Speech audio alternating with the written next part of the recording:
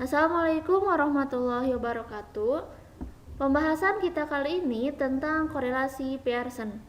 Korelasi Pearson digunakan untuk menguji korelasi antara dua variabel jika datanya berbentuk interval atau keduanya berdistribusi normal.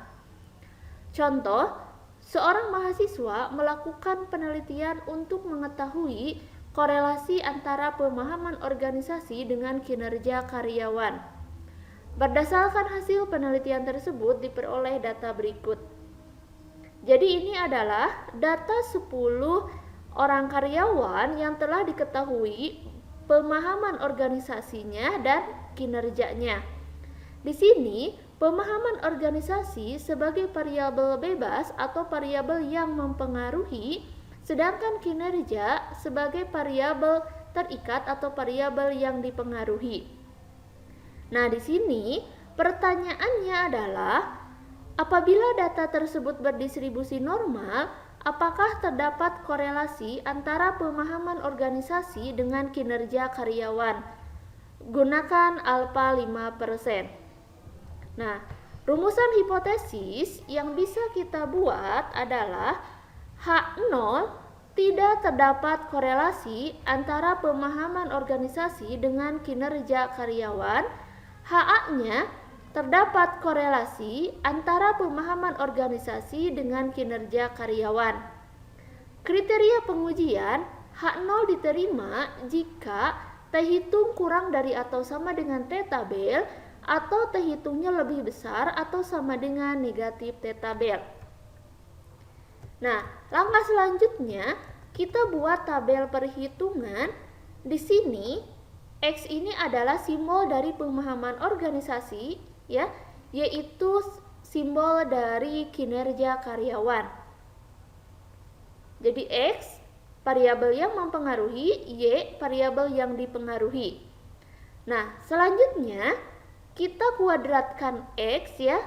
70 pangkat 2 sama dengan 4900, 60 pangkat 2 sama dengan 3600 dan seterusnya.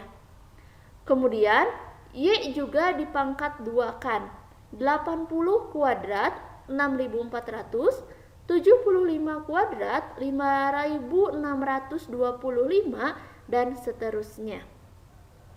Kemudian kalikan X dengan Y. 70 kali 80 5600, 60 kali 75 4500 dan seterusnya. Setelah dilakukan perhitungan, kita jumlahkan. Ini jumlah dari X, ini jumlah dari Y, ini jumlah dari X kuadrat, ini jumlah dari Y kuadrat, dan ini jumlah dari perkalian X kali Y. Nah, kalau sudah membuat itu, kita tentukan nilai R. Nilai R, rumusnya RXY sama dengan N kali sigma XY kurangi sigma X kali sigma Y per akar dari N kali sigma X kuadrat kurangi sigma X dikuadratkan kali N kali sigma Y kuadrat kurangi sigma Y dikuadratkan. N adalah banyaknya responden, ini ada 10 ya, berarti 10.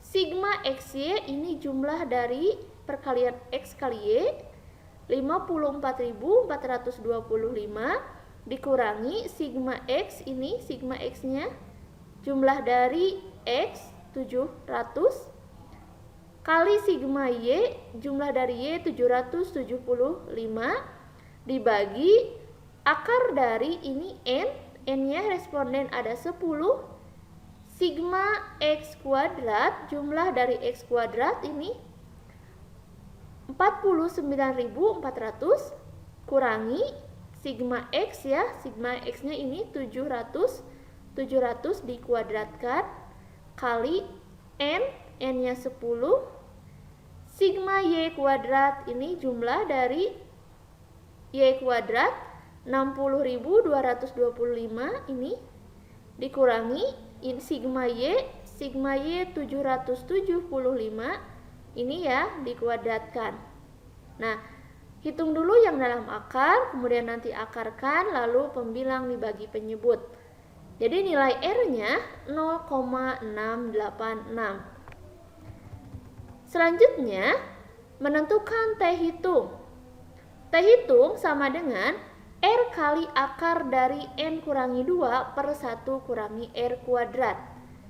R-nya yang ini yang tadi kita hitung 0,686, akar dari N-nya 10 kurangi 2 per 1 kurangi 0,686 kuadrat.